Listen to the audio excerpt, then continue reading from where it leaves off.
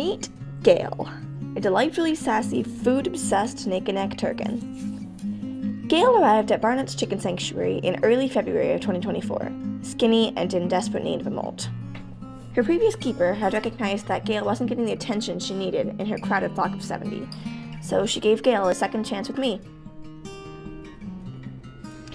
On the first day, it was apparent that Gale and Ruby, another hen she'd arrived with, were likely sick and should be quarantined from the flock. A kind person donated an old doghouse for us to use as a temporary coop for the pair. Ruby showed signs of a dangerous respiratory infection that quickly took over and, unfortunately, killed her within a week, before I could get her to the vet. Gale didn't show any respiratory symptoms. She was skinny as heck and seemed to have internal parasites. Soon, I noticed she had bumblefoot too, which is an infection in the chicken's foot pad. I quickly began treating the bumblefoot and went through the procedure twice, giving Gale a warm Epsom salt bath and then removing the bumble from the foot pad. I'll link an article about bumblefoot in the description. But the treatment didn't work, and the infection was getting rapidly worse.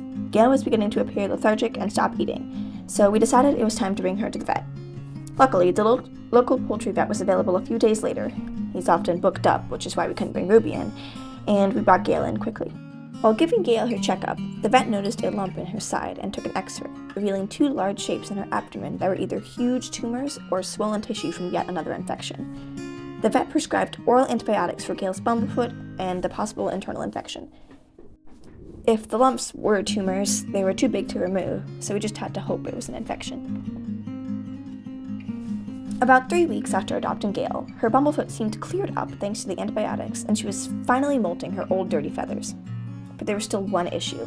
She was alone. This whole time she was sick, we'd kept Gale in the doghouse because introducing her to the flock while she was ill was just a bad idea. Now we had to decide when and if to introduce her to our main flock. Then, we got a call from a nearby farmer who had a blind hen she wanted to rehome. This was the perfect opportunity. The blind hen, whose name was Pinky, would need a friend to keep her company, and Gale was perfect. Pinky arrived a few days later, and we placed her in the run with Gale and held our breaths. There was a chance Gale would sense something wrong with Pinky and attack her. But Gale just walked around her, chill and cool as always, and soon enough, she and Pinky were best friends. Since then, the doghouse has been replaced by a large, cozier coop, and another hen named Hermione has moved in with Gale and Pinky. Gale's old dirty feathers have been replaced by shiny black ones, but her neck is still bare because she's a naked-neck turkin. The trio live happily together in their little aviary at Barnett's Chicken Sanctuary.